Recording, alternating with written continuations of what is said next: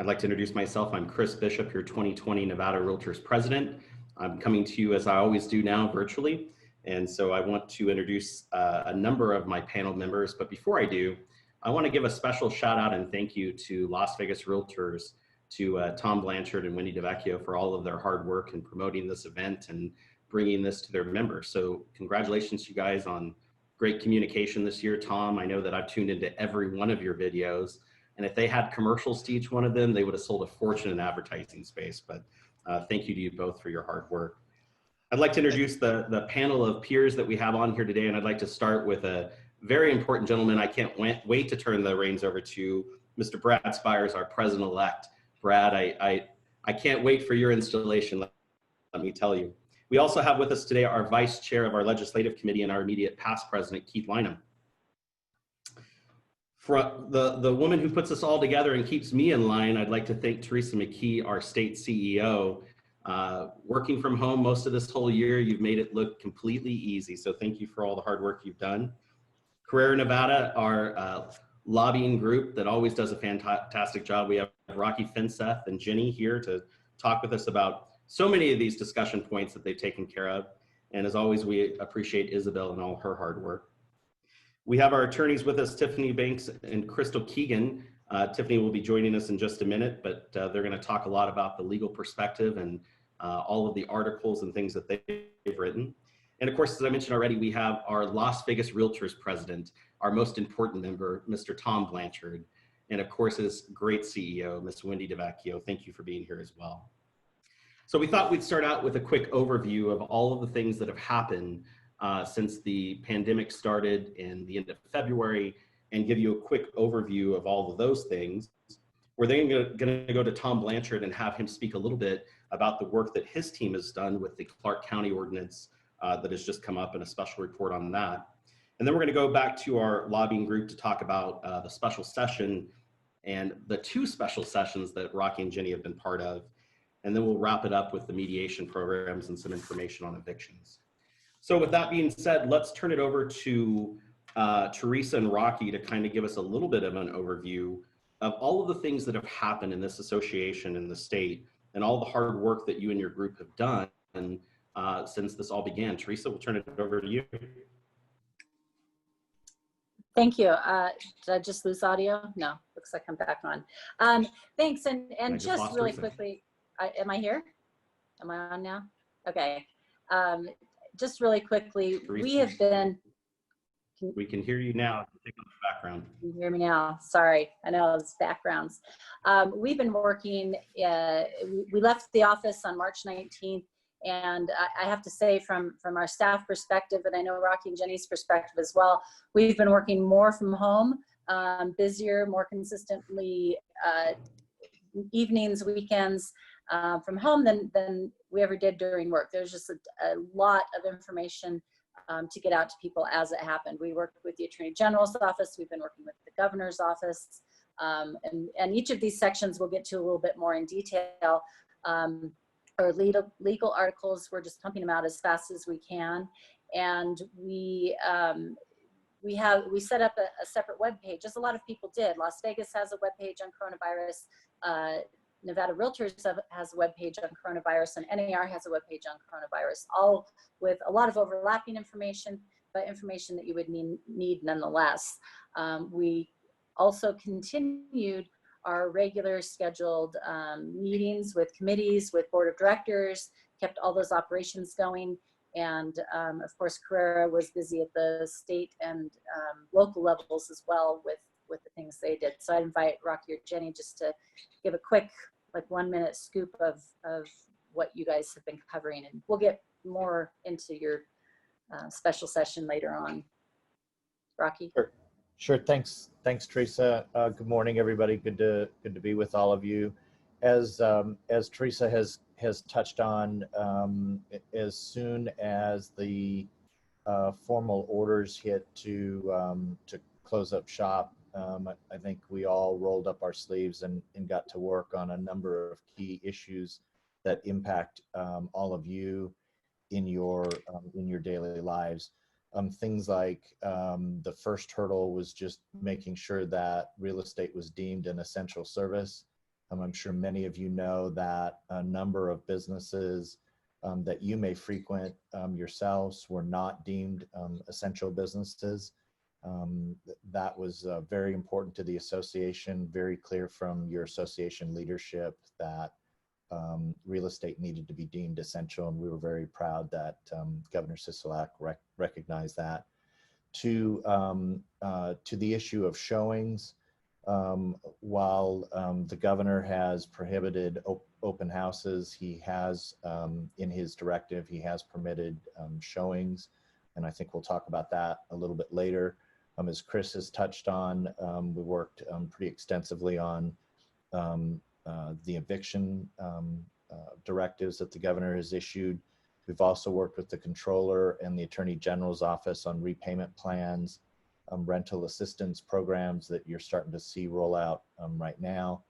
Also worked on pandemic unemployment assistance for all of you to access through DETR, and then various changes through the real estate division relative to continuing education. So that just scratches the surface of some of the stuff that we've worked on, Teresa. So Rocky, thank you very much. I'm going to dive into some questions for you and your group. And first off, I have to commend you and your team and Teresa and her team, because immediately when this happened, as we've stated many times, and we're not going to beat the horse, there was no playbook for any of this. And we had never seen something like this hit our state in such a way, or our industry. And so I think that our ability to react immediately was pretty commendable, and I appreciate you guys working around the clock to make that happen. Now, Rocky, when the governor first rolled out his executive order, the talks began, real estate was not going to be deemed an essential service. And I think that a lot of our members missed that point. And I want to talk a little bit between you and Teresa on how you were able to work through that with the leadership team and how we were able to make that come together. And Teresa or Rocky, either one of you. Teresa? Yeah, so basically we, Rocky and Jenny and the Prairie Nevada crew, they have a relationship with the Attorney General's office. So as those directives were being drafted and coming through, we were able to see some of those. And one of those was in regard to open houses and showings. And it basically, the initial one was, nope, can't show, can't have open houses at all. And, you know, basically to protect tenants, without even thinking about the fact that there's a lot of open house, a lot of homes for sale that don't have any tenants at all. So we worked on, first it was going to be, oh, you have a day to take care of this draft and create some suggestions for amendments to this draft. And so the first thing was, you know, there are other types of homes for sale other than tenant occupied homes. But then it became, oh, you have 3 hours. And then we had like 30 minutes. So in 30 minutes between Prayer Group and the legal group at Nevada Realtors, we were able to convince them that an owner seller has the right to show their own property and take those risks if they want to. And also we inserted virtual, that if tenants were willing, they could create virtual ways of showing the property on behalf of the landlord. So that was a really, really quick directive that we were able to influence very positively. And we continue to work on it because we do know that people want to do open houses. And it, you know, at this point, it's just not on the priority of the governor. And I'll let Rocky address this. Chris, you know, I think to your earlier question, I'm not sure members realize that a number of the bordering states around Nevada, real estate was not deemed an essential service by their governors. Governor Sisolak saw that, right, and recognized that, and so there was a lot of back and forth between my team and his team on trying to lay out the case for real estate activities to be deemed essential. Obviously, that came with some parameters to which Teresa is talking about and has referenced, but it was not a sure thing that the governor is going to deem real estate an essential service. And I just think it was through not only our conversations, but leadership's conversation with various key touch points that really made that happen for the membership. So Rocky, one of the things I remember, and I'm going to go to a couple of our members on the panelist group, but I remember that this all happened extremely quickly. I would get a call from you or Teresa saying in about an hour, the governor is going to make an announcement and you got to make this decision. And we were able to put together the executive team. We were able to get feedback and information from a number of key points, provide a solution.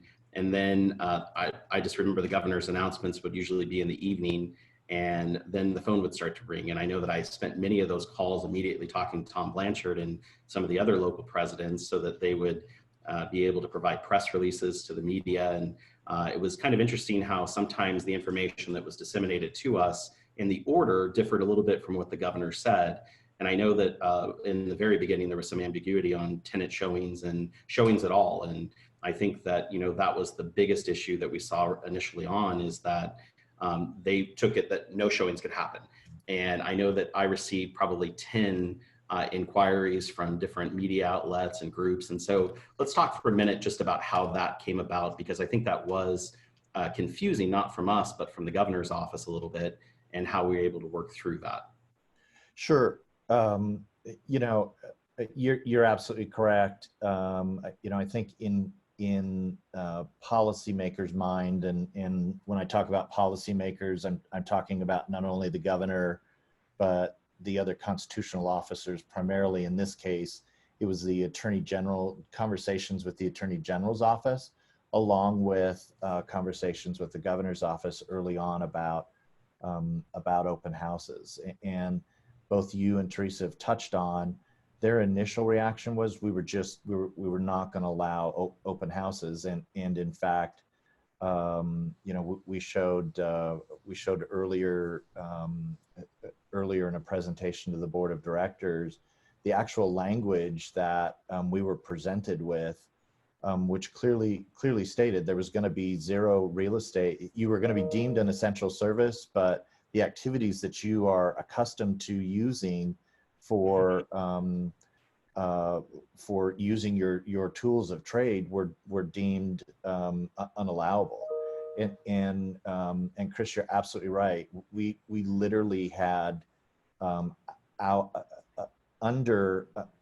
it wasn't we had days to figure this out. It wasn't that we had a week to figure this out. It wasn't that we had half a day to figure this out.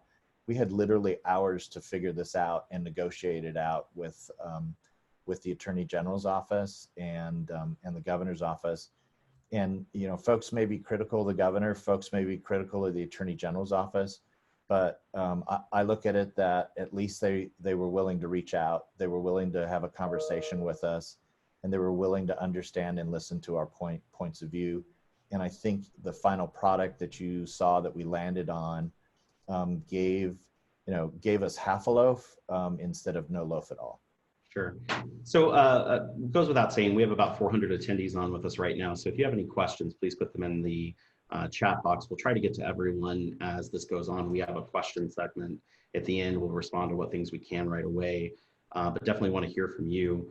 I'd like to go to Keith, Tom, and Brad.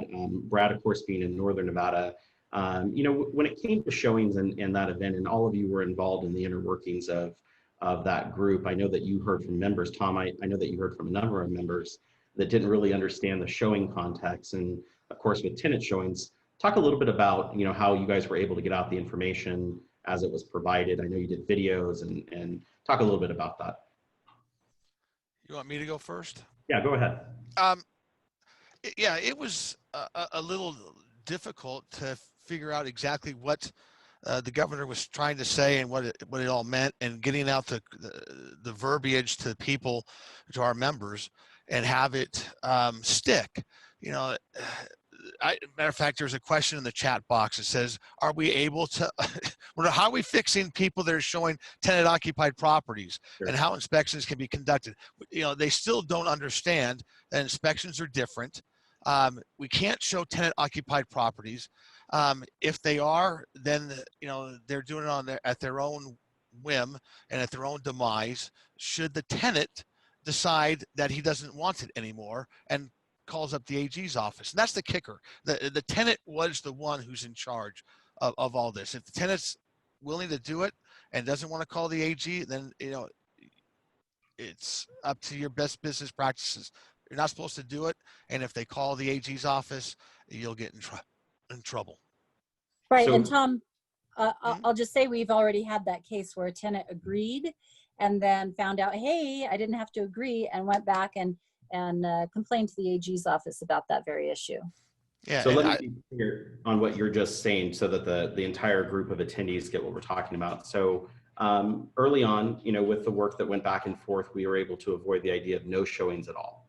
And we were able to get that opened up to a seller having the opportunity, if their home was vacant or occupied, to decide to show their property through their agent. What the governor, and I think the AG was pretty blunt about it many times, is that we do not want you disturbing tenants. We've had a number of complaints about tenants that have been harassed or coerced by their landlord or their property management company, and we are not going to allow under any circumstances for them to be jeopardized or them to be out of the home or put them at risk. And I think that we found a number of creative ways through that first 30 days after that happened to be able to work within that. One of them being what Tom was just mentioning is that once the property went under contract, they did not deem an inspection or an appraisal after that point to be a showing. It was on purpose, it was with purpose, and if proper protocols were met, such as, you know, the COVID risk mitigation factors they talked about, that was allowable. And it took some time, and I'll be honest with you, I remember hearing bluntly from many members saying, I need to know, can I show this house or not? And we would go and ask the governor's office, and they said, we don't know. And if you keep pushing the question, I remember Rocky telling me that bluntly they said, if you keep asking the question, we'll shut you down completely and you won't be able to show anything. And so we had to kind of tiptoe around to get that description so that they would finally say, okay, yes, it does make sense that when you do an inspection, you're not setting up a number of showings. It's not randomized. It's not consistent with the tenant. It's one time.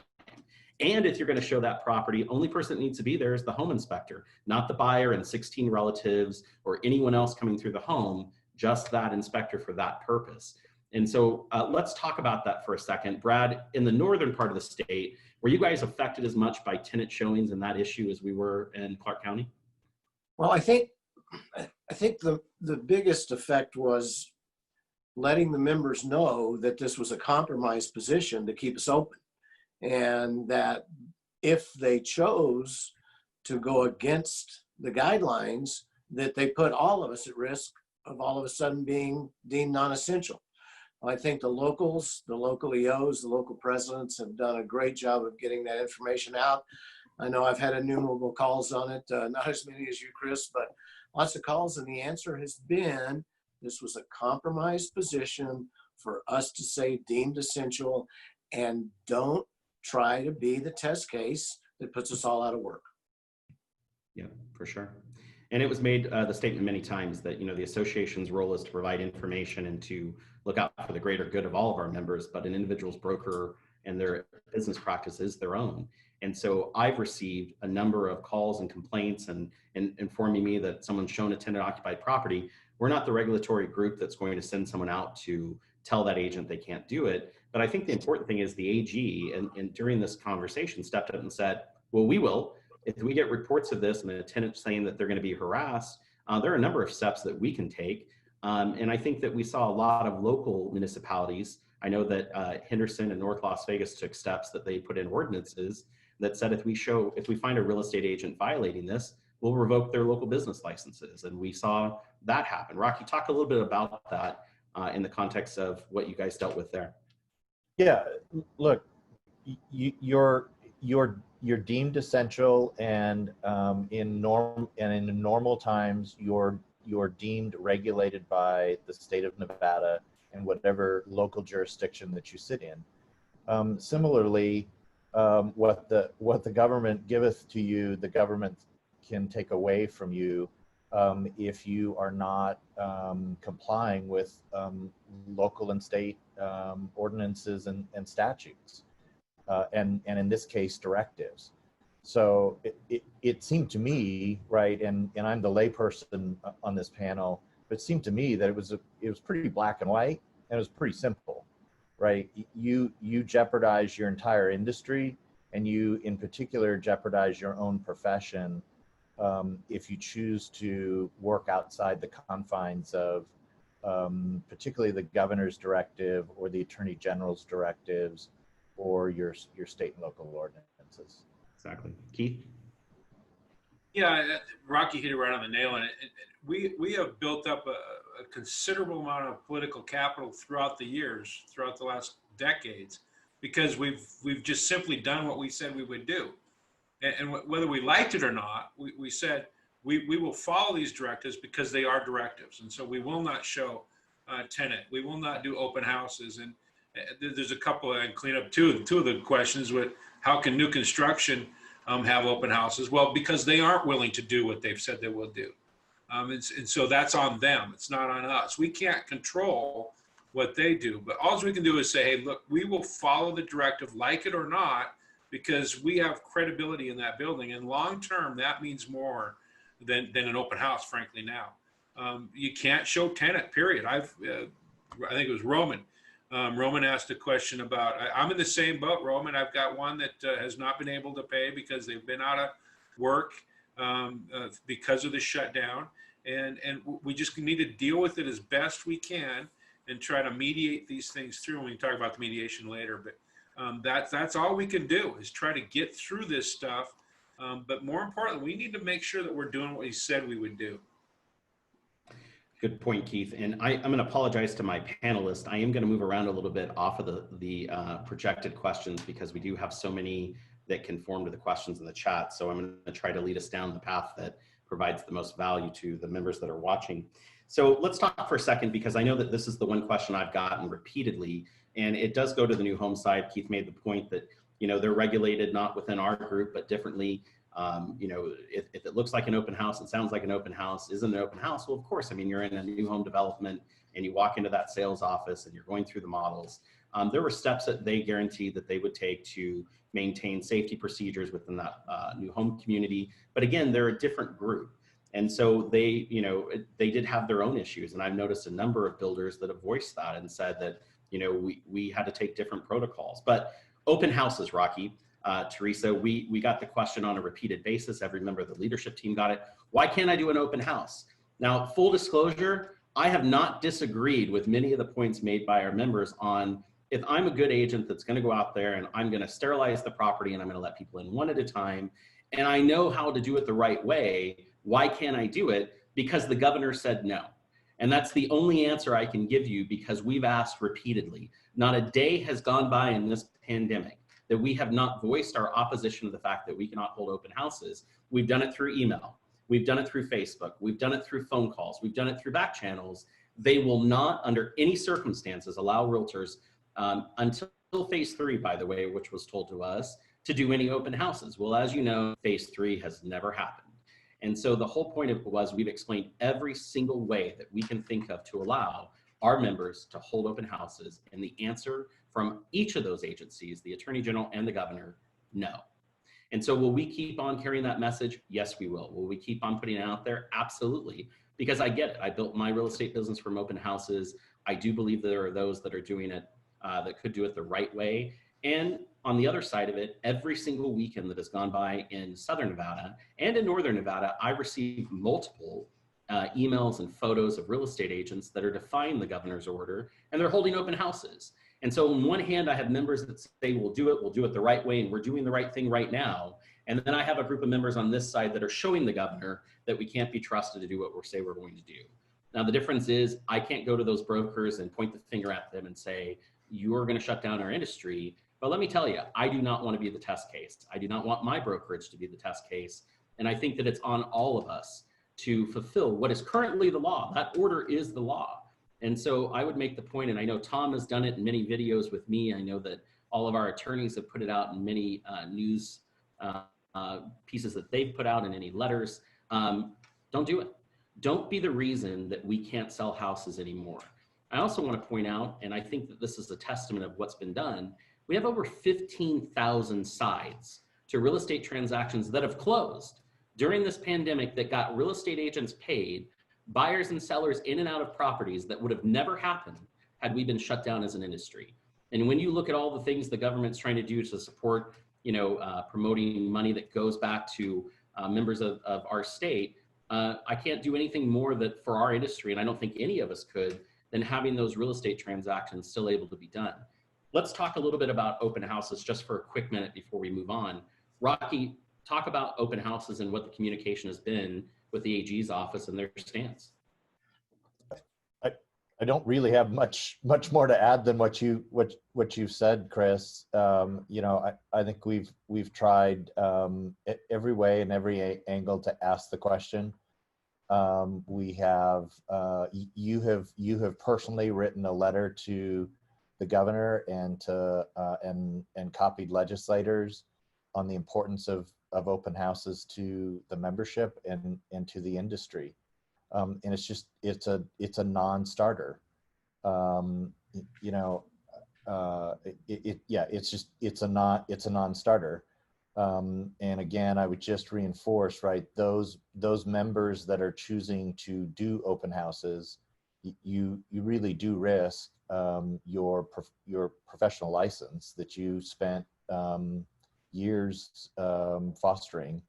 The state can take that, pull that business license, and without a business license, you can't operate in this state. So that's the risk, and you risk hurting the industry. But right, as Teresa has mentioned, you can do showings, and it just seems to me that there's a logical nexus there of how to we're living in a new world, and we're living in a different environment, right? My challenge, as open houses are to you, Jenny's challenge and my challenge is, how do we lobby legislators when we're not allowed into the legislative building, right? We've got to figure out new ways and different ways to still do our jobs. And we'll talk about that a little later. So it's no different in your world. You can't do open houses, but you can do showings. So very briefly, I want to go to Tom and Wendy and Keith or Brad, anyone there for a quick minute. Tell us what, I noticed that I've seen on a local level, I've seen more members, more realtors step up and figure out ways to make things happen the right way. And I know that you guys have seen that happen. I've not seen more care and love and compassion that I've seen from our membership in these last 6 months of just finding a way to make it work for everybody. Talk a little bit about that. Whoever wants to take it first. Tom, you're off mute. Go ahead. Everybody needs to be a little bit more creative, and they have been. And, we can't do regular open houses, but we can do a virtual open house. That is allowed and should be, highly touted and everything else. As far as the association being the person that's going to find agents for doing open house, that's not our job. The association's job is not to find agents for not filling the governor's directive. That's for the AG to do, and to have your license pulled should be found that you're doing it. So you're risking your own license and risking the fact that we can't, any of us becoming non-essential can do our job. So don't be that selfish person that just wants to do an open house because you want to be the outlier. But otherwise, we've taken open houses off of the MLS. We had them on there. It was an oversight. We can't get to everything all at once. And as we see stuff that comes up, we take care of it. And Wendy's done a great job at that. You want to talk about that, Wendy? Yeah, so in the MLS, we noticed that the MLS board did a very good job with fast reacting to this, as we noticed that the button was still in the MLS, that you could enter open houses, even though it was next to the virtual tour button for open houses. So the MLS committee got together really quickly, jumped on that, and we've removed the open house from the MLS. So that way agents can advertise or enter in our MLS that we have open houses instead of virtual open houses. Great points. And so I want to move on to a couple of the other questions, but at the end of the day, I've seen the comment a few times. What if I see someone holding one? Again, we're not a regulatory body that's going to be turning in our members to the governor. A lot of the municipalities are out there looking for people doing it. Just the only thing we can say is please be cognizant of what the executive order says, and don't do it. Don't be that person that causes it to be shut down. Teresa, if you would comment for just a minute, behind all of the other things that were happening, we still had to do generic operations for the state association and figure out ways for people to renew their licenses and attend CE credits. So if you give us a brief moment or two on what we've done to make that process work through all of this as well. Yeah, great.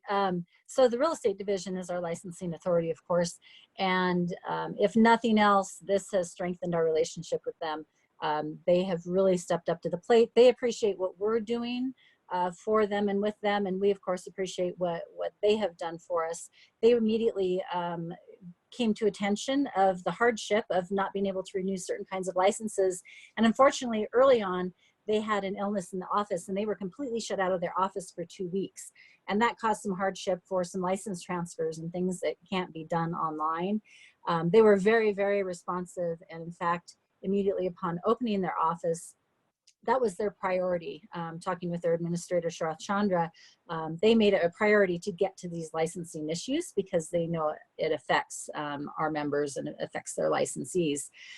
They also immediately delayed renewal of licenses for the people whose licenses were due in March, April, and May, and created different rules on how the education and licensing could be renewed eventually. One of the biggest things they did immediately also is create the ability to do virtual education. You know, you can't have 50 or 100 people in a room anymore. We don't have enough instructors to do instruction 10 people at a time.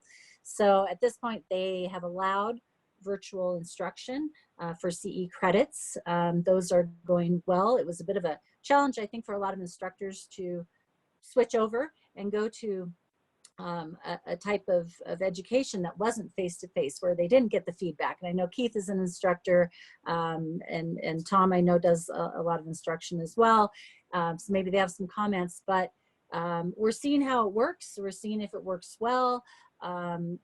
Doing this long-term, though, will take an act of the commissioners to change the regulation there. And the other thing that we've worked with the division on is best practices. How are brokerages supposed to operate? You know, what are we looking for? How is the division, what is the division going to enforce? And what do we need to tell our agents about that? And again, we've created articles that are on our website about that. And the division appreciates it because they want to know what your voices are telling them as far as how business should operate. And they've just been really, really responsive and on top of things, and the communication back and forth is really good.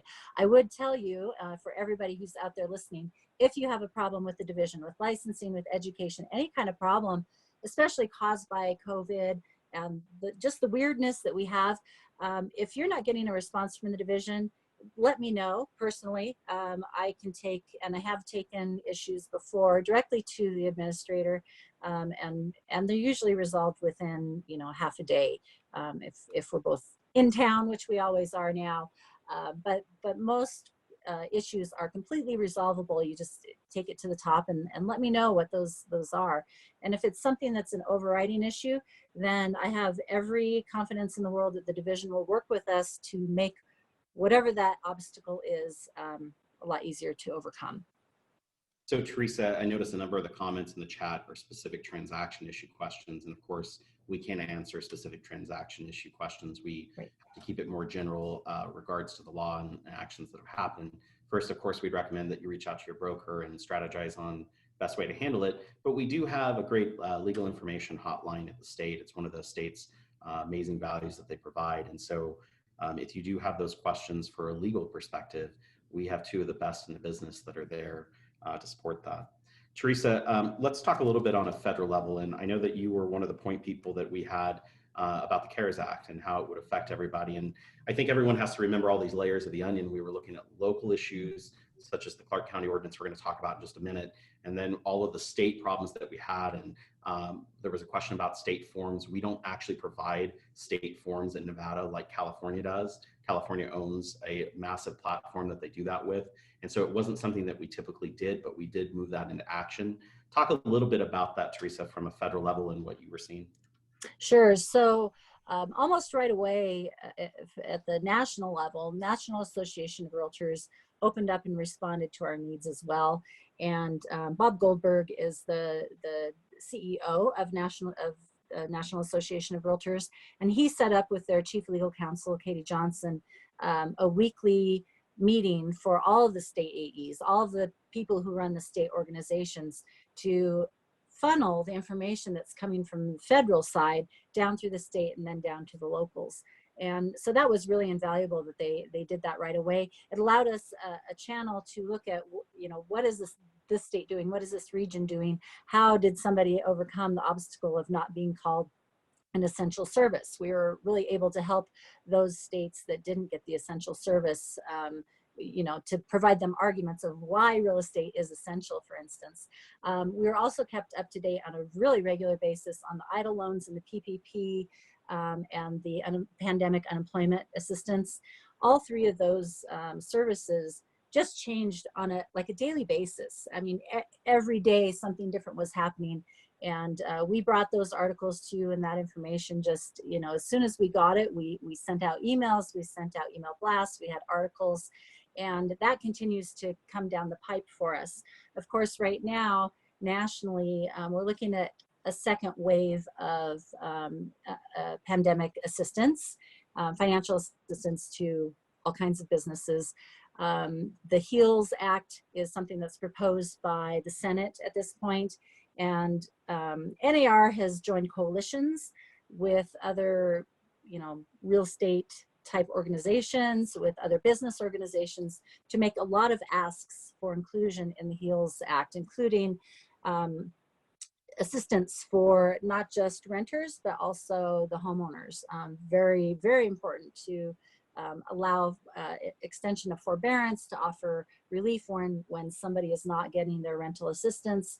A lot of states don't have e-notary, and that has been a lifesaver for our state, that we implemented that in 2017 and got it going shortly thereafter. I know I just bought a house and used electronic notary a couple of times on that. And so there's a lot going on.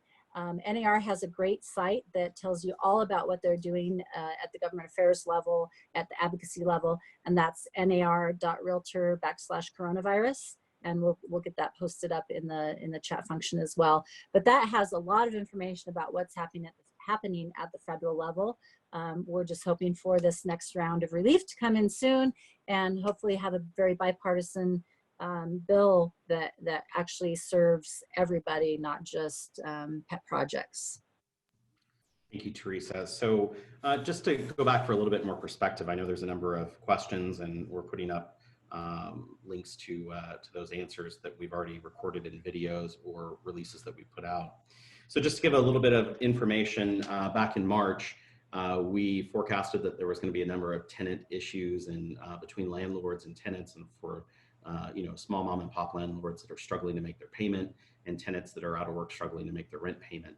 And so I was approached by member Molly Hamrick, broker in Southern Nevada, who was extremely vocal about the fact that the state needed to do more and needed to be clearer on tenant issues. And so, like any good member that steps up to the plate, we made her chair of the property management PAG. And I have Tiffany Banks with us, and also Crystal. They were a huge part of that PAG. It was made up of about 9 property managers from around the state, a couple of judges that agreed, who are eviction judges that deal with it every single day. And of course, Tiffany and Crystal that took the time, led by Teresa, to kind of digest all of the information that was happening, to look at forms and things that we could roll out as an industry, to look at issues that were coming down, not only on a local and state level, but also for federal issues that are coming, and how all of these different regulations would work together. So Tiffany, if you would take the lead and provide a little bit of context about how that went, and some things that came out of it. Absolutely. Thank you, Chris. So the property management PAG met numerous times, and you're exactly right. The biggest thing we were thinking from the beginning was, how are we going to handle this influx of evictions when the courts do open up? Is there a way to have like this phased opening? And then what forms are needed? Is there any sort of a lease addendum that we can create or work on creating that would actually help landlords and tenants understand where they're at with their late payments and how they can get caught up and how they can really stay in the properties. And so we were able to work with the Attorney General's office and other stakeholders and come up with a very awesome product that's a lease addendum that turns into a promissory note. And so one of our concerns was if the tenant was to breach a portion of that, then we wanted the landlords to be able to have access to the courts to collect fast. And so that property management PAG met every few weeks, sometimes weekly, and were really instrumental in driving a lot of the direction where we went with the AG's office. I think it's important to note that that repayment form, while it was rolled out by the AG's office, was actually started in that group and was actually vetted by a number of different agencies and other groups that actually wanted to fight the idea of any repayment. And so not only were we dealing with that, but Rocky, you and your team were instrumental in bringing those groups to the table. And talk for a minute about that. I mean, it wasn't easy. It was like having a legislative session with no session. Yeah, Chris, you're exactly right. As usual, it was difficult bringing all of those parties to the table. It was the leader, frankly, to be perfectly honest, it was the leadership of the Attorney General and his office staff that recognized, and the controller actually, or I'm sorry, the state treasurer, that recognized that all the parties needed to sit down and kind of talk through. They were looking through the same lens that we were looking through, as were the other groups, and they took the leadership role in bringing those groups together. Thankfully, Tiffany and Molly had the foresight with that committee to get a product in place that we then were able to at least start to drive some of that conversation, which is always wonderful. I think the cool thing was the association proved that, you know, when we worked together, and there were so many members of that PAG that brought so many different pieces. Tom, you remember that PAG. Thank you for agreeing to do that. It was just the idea of all of these different groups and entities that were affected by this situation work together because, you know, fortunately, because of this pandemic, we're all in the same boat. It wasn't like I could evict these tenants and find new tenants, as Keith Lynham said many times, that we're just in a great position. Everyone was dealing with this pandemic and how to stay in their homes and be safe. Just want to point out for a frame of reference for the audience that, you know, we've had over 16 articles that have been written by our attorneys on best practices. We've had a number of videos. We've had extensive webinars from federal officers to state agencies to anyone and everyone that we can get to give an opinion on the crisis and what's going on. And so we have links to all of those. Teresa, I'm guessing that they can go back to our website, nvr.org, and check those out. But just wanted to make sure that everyone has access to it. Of course, because the state does not provide forms, I want to say thank you to LVR and to the other local associations, RSAR, for running those through their form systems to get them access to their members. We tried to be cognizant of the fact that so many things were changing so fast.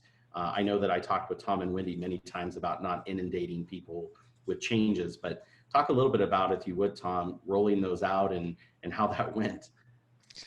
Well, you know, you always worry when you're trying to get information out to the members that you inundate them with too many emails and they just stop reading them, right? We already had that issue going into this. People weren't reading the emails, but it seemed that during this time, with the information coming down from you, from the state, from Rocky, Wendy was sending out an email, once, twice a day at times, trying to get everybody to have the information necessary. So it was a little bit of a task, and I apologize to those who are listening that we, you know, maybe inundated your email boxes. But other than that, or watching a video that we had to email to you, there was no other way of getting this information to you. We don't have a television news station that we can set out to the members, and maybe we should, right? I don't know, LVR TV, who knows? You know, maybe something Aldo can take up next year. But you know, it was something that, you know, needed to be done, and it was Wendy did a great job with the communications department. I mean, I think we all did our best, whether it was coming from Teresa on down to us and us out to the membership. we did what we could with the technology that we had at the time.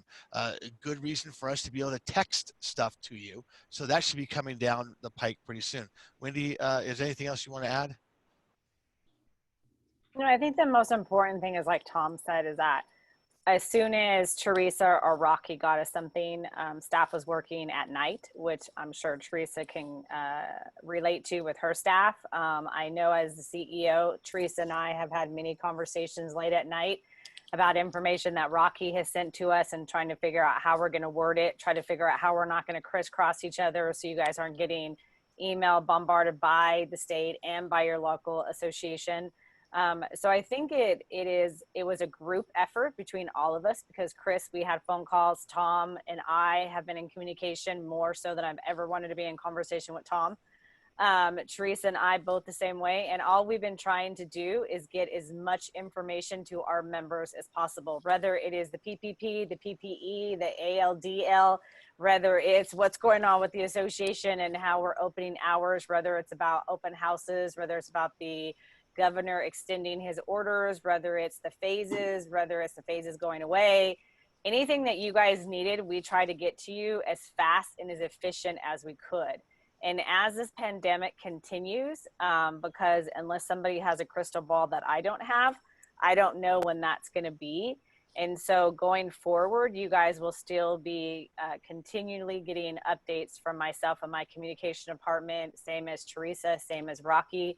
Whatever they send to us, we send to you. We try to get you NAR stuff out as soon as we can too.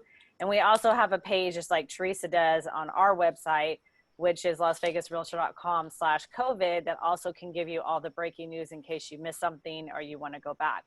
And for forms, I did notice that there was a question that popped up about Transaction Desk and why did we get rid of staff?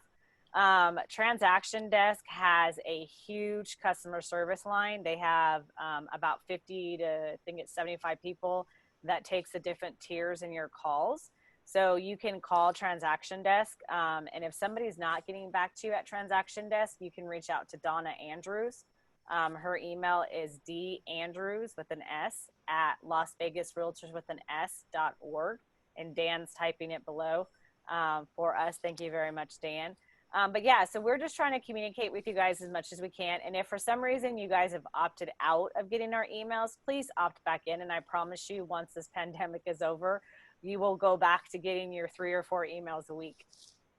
So let's move on to the tenancy issues, and Keith and Tiffany can ask you guys to chime in on this, and Crystal, of course. So of course it goes without saying that everyone on a state level has been dreading what's going to happen with evictions and what is it going to mean for all of us. And I think I've seen so many people react to try to do what's best for everyone. And there's a number of new programs that have been rolled out from a good place of trying to help others that could cause some bad reactions and could cause some good reactions. And so let's talk about that. We have on a state level first, we have SB1 that was rolled out about a mediation program that would be put in place to require that landlords mediate with tenants. And I know that, Tiffany, we've had a number of conversations around this. I want to point out that Supreme Court Justice Hardesty actually reached out to us, and we took part in a number of conversations about that. Talk a little bit about that, Tiffany, if you would, and then we'll jump to Keith. Okay, thanks, Chris. So we met yesterday, and some of the issues that were being discussed for this mediation program are that landlords or a tenant can request mediation. So the mediation will only be on NRS 40.253, so for the non-payment of rent. We're trying to make sure that a property manager can attend the mediation instead of the landlord, if that's possible. There's options being discussed, whether they're in-person mediation, Zoom, or telephonic. They're looking for mediators, and they really want to find a way to connect the landlord and the tenant to funds and other resources. And so that's the overall arching goal of the mediation program. What's really important to us is that that landlords and tenants use that lease addendum promissory note that that was created and vetted by all parties. We want everybody to be encouraged to use that. We want to make sure that there's no delays, that tenants aren't abusing the system, and that it's almost like kind of a one bite at the apple. They get a chance to get in there and mediate. If it doesn't work or they don't show up, they're not able to continue to try to get in that program to delay getting evicted. Keith, did you talk a little bit about, I mean, you've been around this a long time and you know about mediation programs already in the state. Share with us a little bit about. Yeah, I mean, and this is not just a state deal either. I mean, we're hearing about this because there's a real problem that we're trying to stay ahead of. And from the federal issue, the president just the other day talked about an eviction moratorium. The governor, certainly, the counties. This is not a unique situation. Well, it's unique in our history, but it certainly isn't just unique to Nevada. And so we need to keep that framework in mind as we get through this. And I've said this time and time again. We need to be better at telling the story. We're really good at telling our story. We need to be just as good at telling the entire story. We don't do ourselves any good just go out and decide decisions because there are side decisions. Keith, your sound is like really bad. If we can reconnect this real quick. So I can tell you what Keith is going to say because I've heard it. We need to be better, and we need to be better about the message and how it gets out there. I could probably do this speech. How about try it again, Keith? Let me see. That better? Yeah, that's a little bit better. Go ahead. Certainly sounded better than what you were trying to imitate me on, right? So I don't know what you heard before, but we just need to be better. We need to be better at telling our story. And we need to be better at telling all of the story. And that's just the end of the day. That's how we best put ourselves forward to be more effective. Couple of things, I know Greg Martin had a question up there a little bit ahead of what we're trying to do. This is what I've been advocating everybody does. Start now. Don't wait until September 1st. Start now. Start mediating. We have a field of mediators, trained mediators that are realtors that should be out in front of this. We need to take the offensive and start to get these things up front before September rolls around. And to Greg's question, absolutely mediate that thing through. There's no reason and no question that we shouldn't be stepping out in front of this to get this done. Tim Cups, I've always been on the dark side with you. So I saw that one. So that, all of this stuff is something that we need to take a step back, take a breath, and then make sure that we are putting ourselves like we have throughout the history of our realtor party family. And that's doing what we say we're going to do, and then be compassionate for everybody, because that's what we will advance.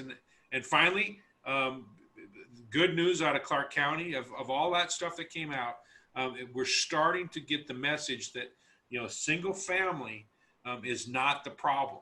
When we're talking about the global issue of these landlord tenant, the single family is not, the mom and pop investor is not the one that's driving this. And we need to continue to drive that message. Agreed. It's a great point, Keith, and thank you. A couple of things just want to point out, of course, with every issue, there are some bad apples. There are tenants that, are taking advantage of the system. There are owners that are taking advantage of the system. And there are some people that just don't have any understanding at all. And I think that what I've seen, and I don't know about the perspective of everybody, you can shake your head yes or no when I say it, but I never before more than they have during this pandemic. And I mean that from member to member, association to member, tenant to member. I've had a number of tenants reach out. I've had a number of tenants reach out and say, I can't get a hold of anyone to reach out to. But I think the whole point is that everyone is talking, and the message that they're talking about is going to decide on what the realtor has provided them as far as information. And I think Keith's whole point is that you can start the communication now, or you can start it later. But at the end of the day, what are we doing to progress the situation to a positive point? I know, and Tim is a great example of a property manager that cares about his owners and his tenants and has gone out of his way to start that communication. I know a number of you have done that. And so I think that's what we need to continue to do. There's no great answers, there's no great solutions, but there is a lot of information and how it's communicated. I want to point out that we have a number of resources that have been put out there. On top of all of this, we've had 2 sessions that have happened to deal with the pandemic and to deal with the shortfall of our budget because of the pandemic. And Rocky, if you would take a minute to talk a little bit about going through those 2 sessions on top of all of this and give us a little recap. Sure, Chris. Thanks. I'm sure everybody has stayed abreast of the legislative action. It feels like we've not left the Capitol in Carson City and legislators, but as you have alluded to, the 31st special session, which convened shortly after the July 4th holiday, that really focused on budgetary issues.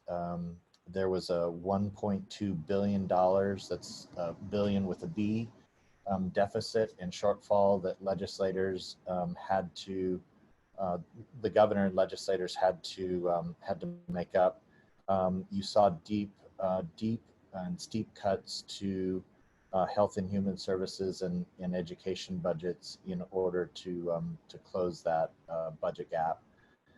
No increase in taxes on your industry or on general business sectors. There was a proposal to talk about mining, but that's a side conversation. So the 31st special session went for 12 days. It was pretty a long and lengthy process. Jenny and the rest of my staff manned that on your behalf for weekdays well into the evening and weekends well into the late night hour, and kept abreast of those conversations and discussions with legislators. The 32nd special session started about a week after the 31st special session ended. That was more policy focused and policy driven. And Chris, as you've alluded to, SB1 was one of the bills that passed. The key there that I don't think was touched on was it simply gave the Supreme Court or the courts the ability, if you look at the language, it says to create an alternative dispute resolution process for landlord-tenant issues. As Tiffany has kind of alluded to, the real work is going on right now with the Supreme Court and the conversations over the rulemaking process. So that's really where we're focused on right now. Other big topic issue that the 32nd special session dealt with was business liability issues. That was through, I believe SB4 was that particular piece of legislation. And, and thankfully,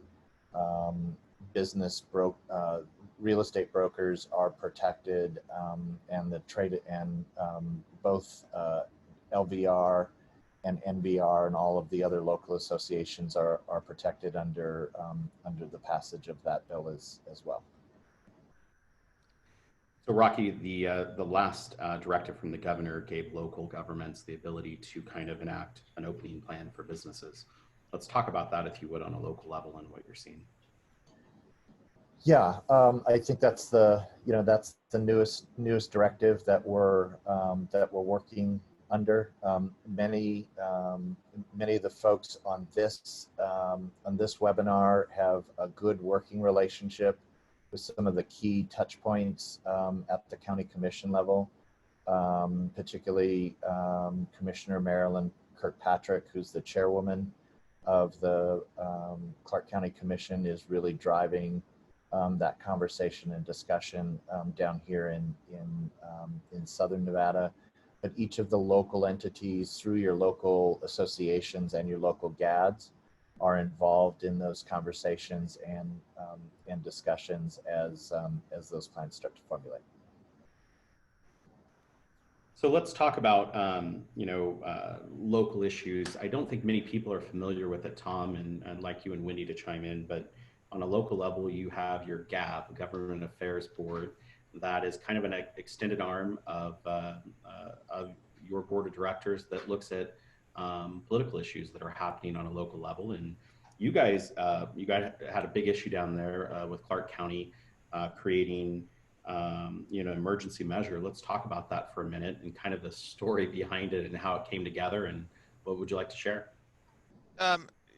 Yeah, so it sort of bubbled up that the county Commissioner Jones, Justin Jones, was going to push through a directive or ordinance that would disallow us to discriminate against someone who was evicted during the COVID-19 time, right? And we also was going to add 2 additional things that we could not discriminate against, and that was going to be source of funds.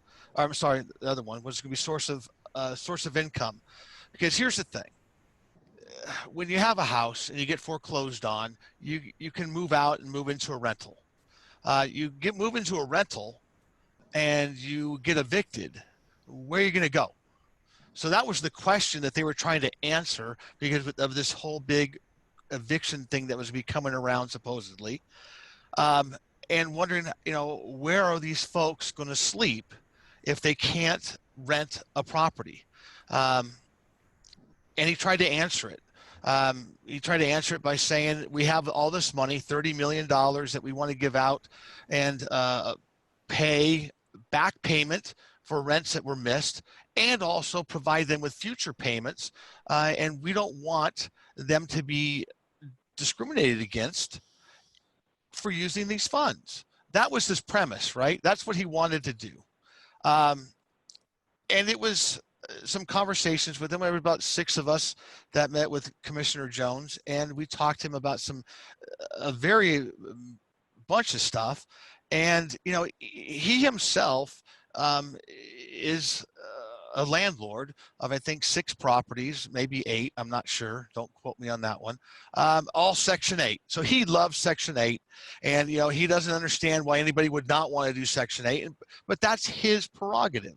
And we talked to him about that and said, hey, no landlord is going to turn away good money.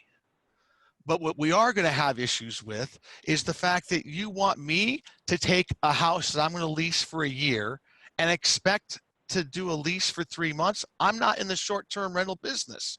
This is not really specific for us. It may be for apartment houses. It may be for the weeklies or the monthlies. But for us as property managers that do single-family residences, this really doesn't apply to us.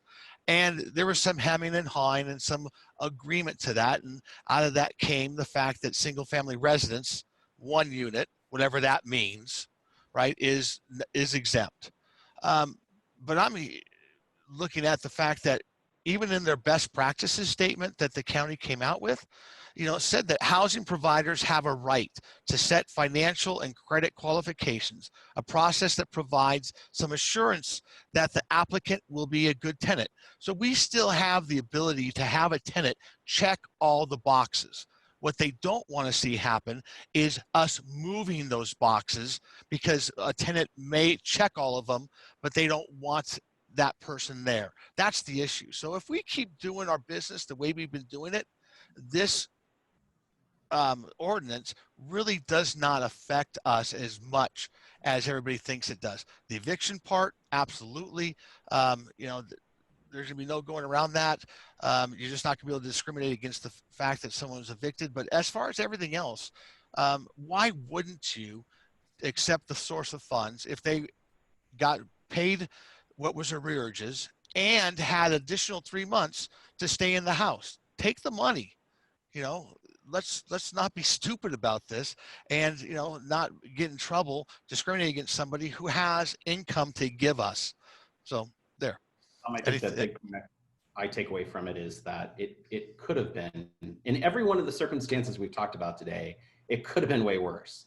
And we've built an amazing setup that allows us to be at the table, thanks to our great lobbying team and our staff, being able to at least have a voice and an opinion. And you were able to recraft some of this just by asking the question. And I think that's the role of every great realtor, of asking the question behind the question and thinking it through. And so thank you for that. Let's talk a little bit more. We only have about 20 minutes left. We're way over our time, but why not make it happen anyway? We got a number of questions that we have to get to, but before we do, real quick, Rocky, anything that you want to add on that level, on those issues on a local level? I do two things. One, specifically to the source of income ordinance.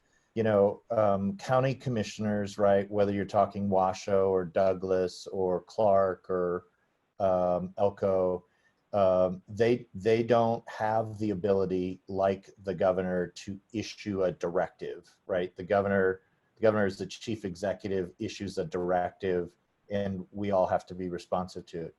The power that they do have is they have the authority to craft and create emergency regulations. Not unlike the governor's directives, they are for a period of time. They are not running into infinity. So the one thing that I would add on to what Tom said is that this is an emergency ordinance in Clark County. It is driven largely by the conversations that we've had today about, you know, Commissioner Jones sees the same thing that Governor Sisolak sees, the same thing that Attorney General Ford sees, the same thing that I think all of you see, is that, and Justice Hardesty sees, that there's a tidal wave. They believe that there's a tidal wave of evictions that are on the horizon, and they're trying to respond to those constituencies. The only other thing that I would add more globally, Chris, that we haven't touched on today is that in each of your respective marketplaces, you have local government affairs directors, whether it's Joe Locatelli down here in Southern Nevada, along with Joe Bresney, whether it is Jim Nadeau up in Northern Nevada, whether it's Heather Lunsford in Douglas County and Incline.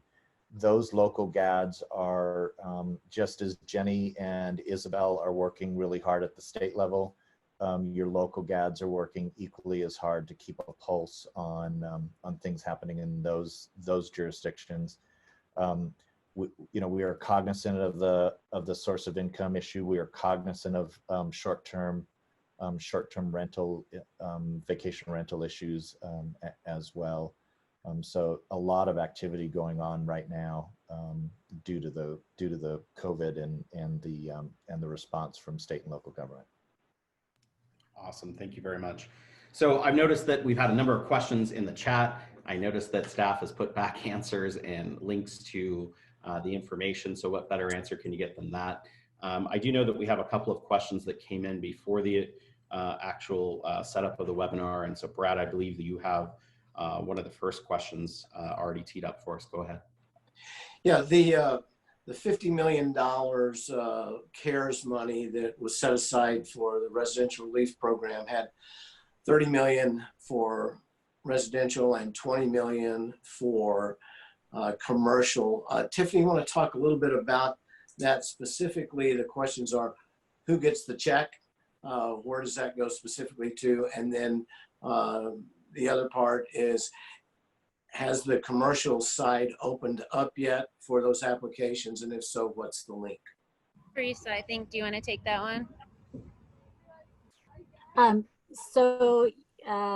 Yes, commercial has opened up. I was busy trying, I know you had the question of where do you go to get those relief funds. In our conversations with the Treasurer's Office, I know that the plan was to have applications begin, and then they would triage those to help support small businesses mostly, and find people who really needed a lot of help first, and go through kind of a triage process before that money was done. And so we'll try to find that and put that in the links as well, how to do that. Rocky, did you have something? I do, Brad. Yeah, again, this is another example of a constitutional officer in Treasurer Conine reaching out to the association, right, to ask for our help and assistance in developing the framework of these programs, right? And that's a credit to the leadership of this association that you've got someone like him reaching out to help craft these things. The other thing, the other point that I would make is Teresa and I had a email conversation with the treasurer over the weekend, and the residential component has clearly been very popular, and I think has exceeded expectations. So the one note of caution, at least that got on my radar, was folks need to move very quickly. So commercial landlords, as that portal opens up, should be working with their tenants to access those funds quickly. Let me answer the question that I asked, since I know the answer. And that's that the tenants apply, the checks are cut, and the checks go directly to the landlords. That's a really important thing, to have the landlords want to work with the program because they're going to get the checks. And that's a critical part of the issue. Teresa? Yes, and that's absolutely. And that was something, I mean, we didn't even have to say that, just because we all know the idle loans, PPP, as those were coming in. Sometimes those were going, I mean, somebody commented that there's been 11 new cars purchased at their rental properties. People were using it other than to pay rent when really it was supposed to cover rent.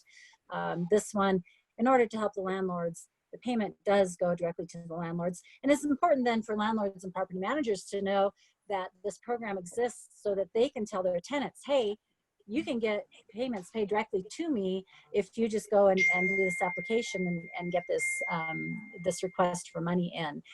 Very important. And the Treasurer's Office has been great to work with, especially on our commercial side, and understanding the commercial side of things, and how those operations are so substantially different from residential tenancies.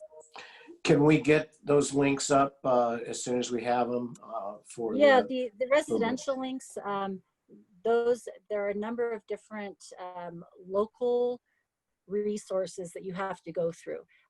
There's legal aid, there's just a laundry list of about 20 agencies in Las Vegas that tenants can go through to apply for that relief. So we'll find that and link it up as to where tenants can get the relief. Okay, Chris, let me just go ahead and jump into the next one. Rocky, based on the two sessions that we had already and where you see the direction going, you want to crystal ball a little bit of what we've got set out before us in the coming 120 days? Sure. I've got my ticket to Hawaii in February of 2021. I will be on Waikiki Beach watching the legislative session. I don't know where Jenny's going to be, but I know where I'm going to be. Look, the reality is, you know, and I've told leadership this in particular, this is a tenant-friendly administration, and this is a tenant-friendly legislature. Though that's the reality that we're working with. Those are the cards that have been dealt to us, and so consequently, you know, expect further changes to landlord-tenant issues. Is rent, you know, is something like rent control on the table? Absolutely, 100%. Will it pass? I'm not sure of that, but will it be discussed? Absolutely, 100%. Will eviction times be extended, or will tenants be able to stay on their properties longer? Absolutely. And I don't, you know, I think my job is to make sure that we're going into this and the members are going into this eyes wide open. We will just have to work with the cards that are dealt to us and the paradigm that we're and the paradigm and the prism that we're looking through. Jenny, you want to take a quick comment for us on what you see from wherever you're going to be as opposed to Hawaii? Wish I was somewhere else. No, I think Rocky covered it. I think he's absolutely right. It's a very tenant-friendly administration and legislature. That's why it's important to vote.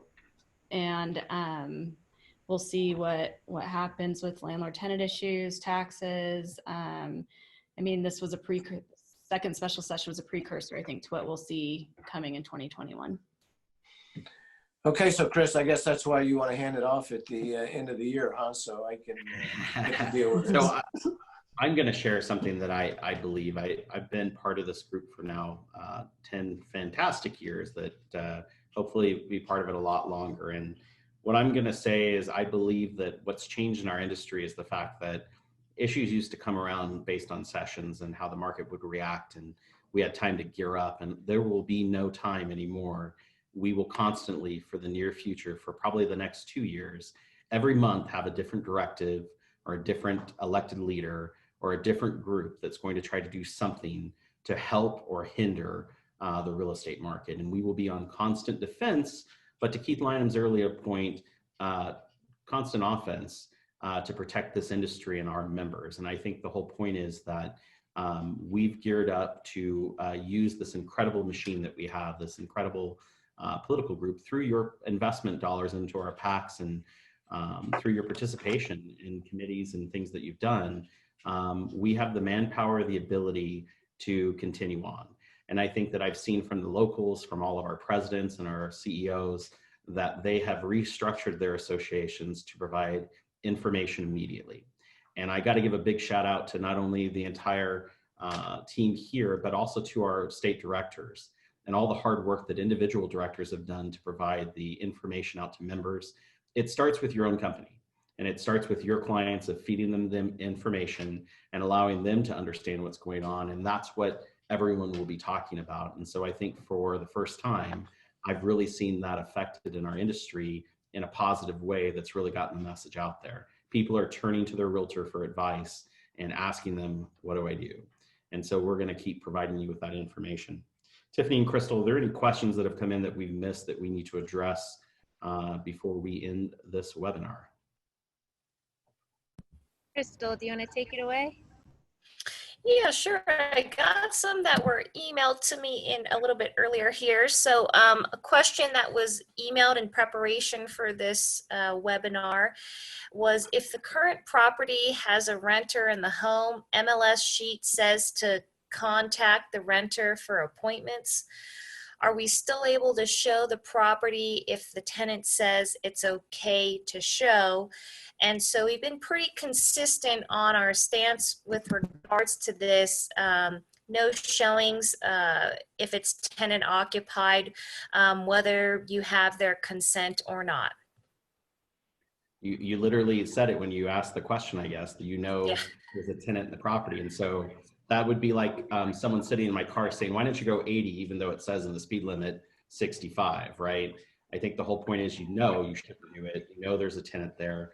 Look, I do get it. Tom brought up the point in our video that we did. Well, if no one says anything, did it happen? Well, it going into it, and that's your business practice, whether you want to decide to violate the governor's executive order. I recommend you don't. It has roommates. It's the seller and a bunch of roommates, and is it tenant occupied? Do they have leases? Does the seller know? That kind of thing. It's all the same idea. Perfect. All right, and I've got a second one here. Tenant occupied property that is month to month currently. Can you still write an offer with a 30/45 day close? Yeah, so I guess I don't know the status. The lease, there is some preparatory things if you are trying to, I guess, sell the property. There's a phasing, a lifting of the eviction moratorium, so to speak. So can you do it? Maybe, but there could be a holdover situation. And so I think it's really important to use your addendum practice to build in flexibility. And then there's a coronavirus addendum out there and other things. So I think the idea is to be fluid when you're in your transactions and to understand that these hard and fast, timeframes that you may have, 30 or 45-day close, they may not be realistic. And so you just have to need to roll with the ball and be prepared to address those in order to get the transaction, moving towards closing. Crystal, I just want to add on that. Tom and I had talked in our video.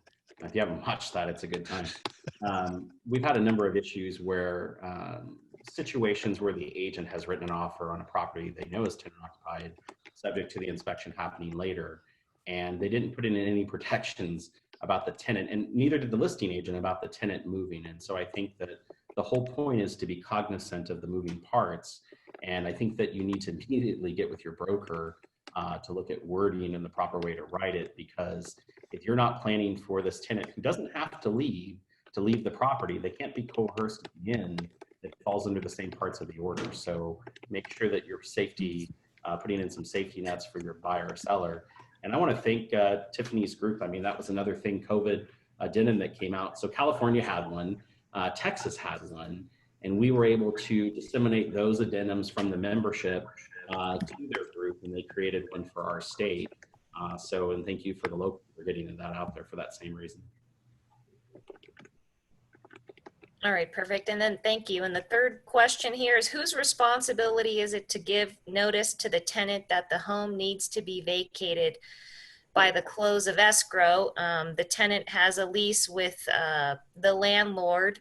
And if there's a property manager who's acting as the agent on behalf of the landlord, I would presume that that notice would come from the property manager. All right. Fourth question, vacant seller property. Are you able to hold an open house with controlling the number of people in at a time, space the showings out every hour and clean in between showings? And so, right. So the idea, and we've discussed this throughout the webinar, is that with open houses, the idea is to provide a gatekeeping function. I think the open house is being prohibited was to not fling the doors open, but if you have someone there and you're controlling the flow so as to prevent congregating, which is limited right now during this time, then what was proposed there seems fine. So real quick, when we were asked by the governor and by the real estate division as an industry, the realtors were asked to put together an opening plan for real estate.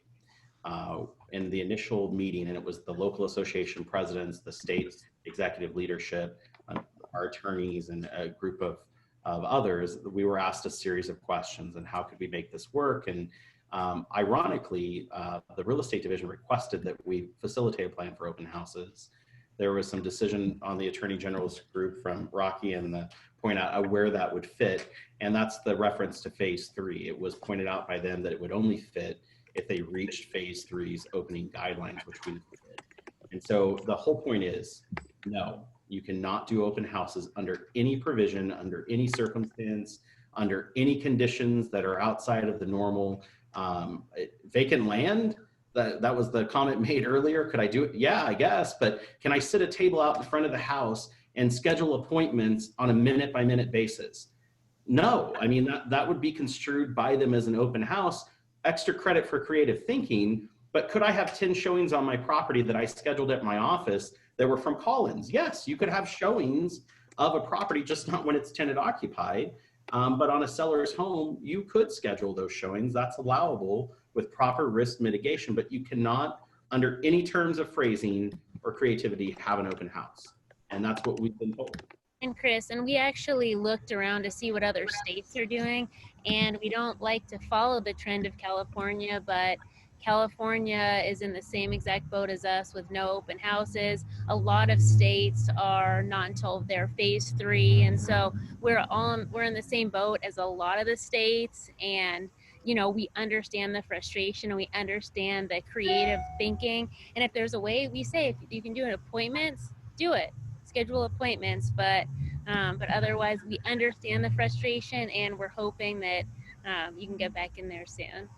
Chris, it's Rocky. I will tell you, right, Governor Newsom of California and Governor Sisolak are I wouldn't say in constant communication, but there's a lot of discussion between the staff and coordination between those two because we're so interlocked, right? I just got off a conversation and presentation on tourism, and the greatest bulk of our tourism right now is coming from California. So they are intertwined. We are intertwined with California, whether we like it or not, and the policies are reflective of that. So Rocky, this next question I think is the whole point, and this is the context of the message, is that when we were asked to provide the opening phasing guideline, Marilyn Kirkpatrick, one of our county commissioners, was the head of that group. And now the governor's last directive kicked the opening plans for any business or industry to their local groups. And so I think the whole point is they have our plan, and yes, there's no more phasing from anything that I've seen.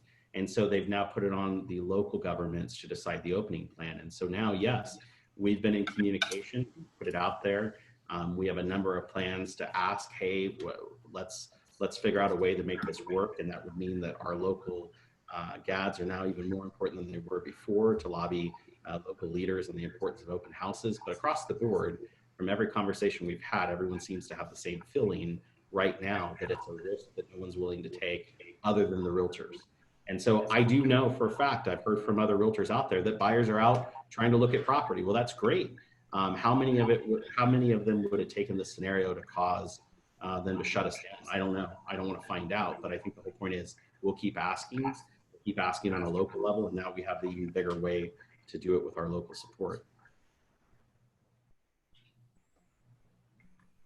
What else? Anything else? Chris, if I could, I looked at one question out of the chat about what if the tenant doesn't want to apply for the rental relief that's out there. That is exactly why the Supreme Court is setting up the mediation program, right? As Tiffany alluded to earlier, the idea with the mediation program is to get the tenants and the landlords focused on what assistance is out there. So I don't know who asked that question, but you know, that is one of the main drivers of why the court is setting up the mediation program. Awesome. I would want to make sure we get to this question and I would ask our two attorneys to chime in. Property manager is asking, can I do my property inspection of a tenant occupied property that's scheduled regularly in our lease based on these directives? Yeah, so I can go ahead and, am I unmuted? Let me make sure. Yeah, so if it's in the lease, if it's an emergency repair, of course, it's in the tenant's interest to, you know, have the landlord come in and maintain a habitability of the unit. But if it's just like a routine inspection, you know, the landlord just a periodic inspection to ensure that their premises, their investment is being maintained properly per the lease terms. There's not holes in the walls. They're not ripping out the sinks or things like that.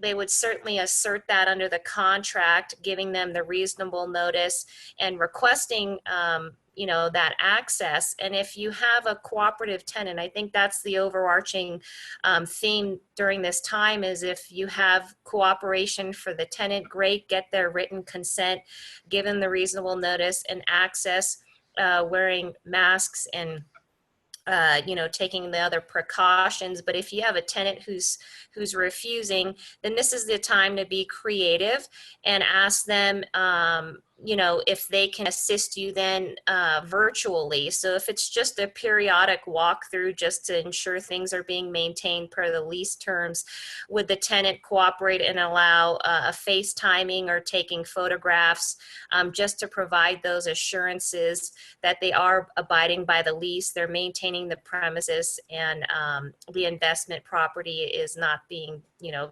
destroyed, and to provide those to the landlord?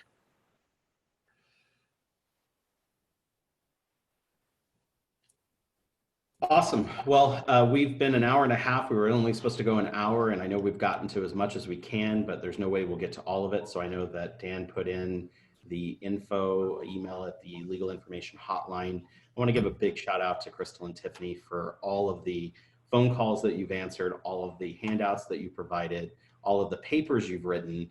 Teresa, I know that you guys worked around the clock to provide those. And I know that on local association level, Wendy, you and your team and all the presidents have done videos. I can't thank you guys enough, and we will continue to strive to provide the value and get the information out as fast as possible.